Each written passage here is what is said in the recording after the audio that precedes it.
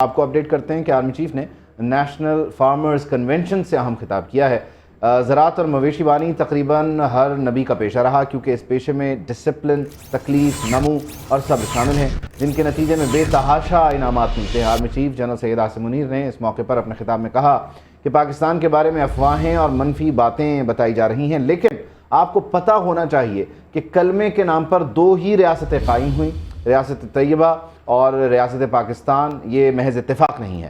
پاکستان وسائل سے مالا مال ہے۔ پاکستان کے پاس گلیشیئرز، دریا، پہاڑ اور زرخیز زمین ہے، جس سے دنیا کا بہترین چاول، کینو اور آم جیسے پھل، گرینائٹ، سونا اور تانبا جیسے خزانے موجود ہیں۔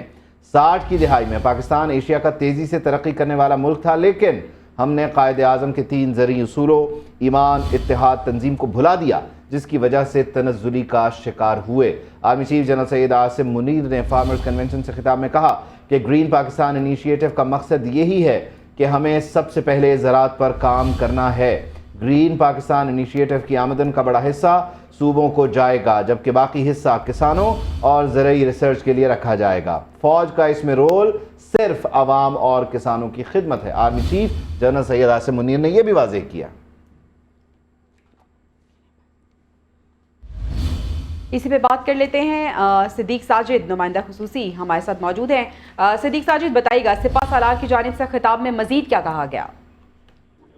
جی، یہ قومی کسان کنونشن تھا جس میں ملک بھر سے آئے کسانوں جو ہے شرکت کی ہے، جس سے army chief general Syed Asim Munir نے کلیدی خطاب کیا ہے، اور اس خطاب میں انہوں نے کہا کہ پاکستان کے بارے میں افواہیں اور منفی باتیں بنائی جا رہی ہیں، لیکن آپ کو پتا ہونا چاہیے کہ کلمہ کے نام پر 2 ہی ریاستیں قائم ہوئی تھی، ریاست طیبہ اور ریاست پاکستان۔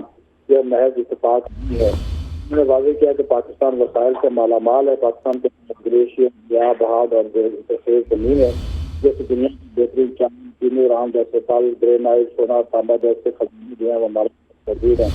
60 کی دہائی میں پاکستان ایشیا کا تیزی سے ترقی کرنے والا ملک تھا، لیکن ہم نے جو ہے وہ قائد اعظم کی 3 زرعی اصول ایمان، اتحاد، تنظیم کو بھلا دیا، جس کی وجہ سے تنزلی کا شکار ہوئے۔ پھر انہوں نے ساتھ ہی ساتھ یہ بھی کہا کہ جو گرین پاکستان انیشیٹو ہے، اس کا بنیادی مقصد یہی ہے کہ ہمیں سب سے پہلے زراعت پر کام کرنا ہے، اور آمدن کا بڑا حصہ صوبوں کو اس مقصد کے لیے جائے گا، جبکہ باقی حصہ کسانوں اور زرعی ریسرچ کے لیے رکھا جائے گا۔ فوج میں کا اس میں جو کردار ہے صرف عوام اور کسانوں کی خدمت ہے۔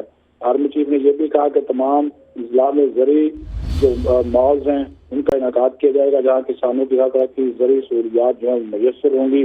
اس موقع پر آرمی چیف نے واضح انداز میں کہا کہ ہر قسم کے مافیا کی قوم کے ساتھ مل کر سرکوبی کریں گے۔ سوشل میڈیا پر ہیجان، مایوسی اور افراتفری کا ماحول پیدا کر کے جھوٹی خبروں کے ذریعے یہ تاثر دیا جا رہا ہے کہ جیسے ریاست اپنا وجود کھوتی جا رہی ہے۔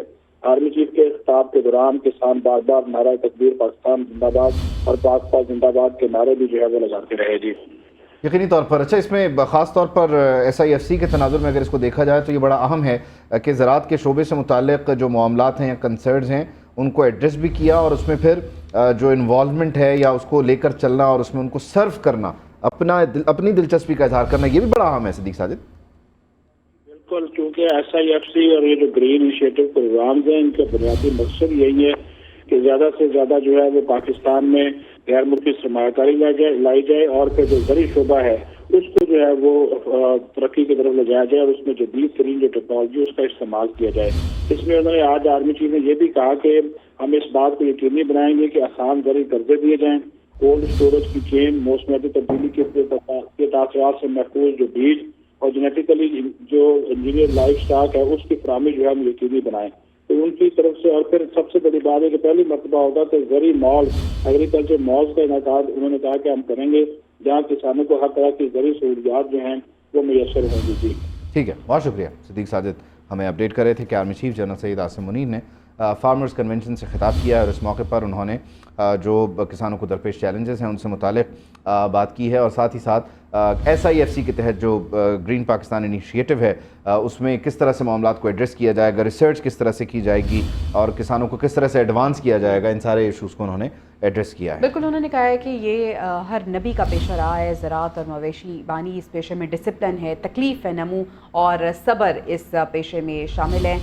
ساتھ ہی ساتھ انہوں نے کہا ہے کہ پاکستان کے بارے میں افواہیں پھیلائی جا رہی ہیں، منفی باتیں بتائی جا رہی ہیں جو کہ बिल्कुल गलत हैं। Army chief general Asim Munir जो कि नेशनल फार्मर्स कन्वेंशन से अहम खिताब कर रहे थे, पाकिस्तान के हवाले से उन्होंने बात की। उन्होंने कहा कि पाकिस्तान के पास दुनिया के बेहतरीन चावल, फल, ग्रेनाइट, सोना और तांबा मौजूद है। 60 की दहाई में पाकिस्तान एशिया का तरक्की करने वाला मुल्क था, तेज़ी से तरक्की की पाकिस्तान ने। हमने कायदे आज़म के 3 ज़री उसूल ईमान, इत्तेहाद और तंजीम को भुला दिया।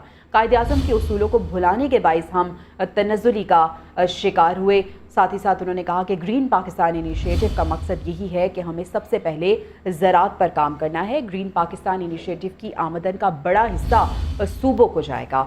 ग्रीन पाकिस्तान इनिशिएटिव का बाकी हिस्सा किसानों और ज़रई रिसर्च के लिए रखा जाएगा। सिपा सालार की जानिब से ये कहा गया है। ज़राअत और मवेशी बानी तकरीबन हर नबी का ही पेशा रहा है। Army chief general Asim Munir ने ये कहा है कि कौम के साथ मिलकर हर किस्म के माफिया की सरकोबी की कोशिश कर रहे हैं।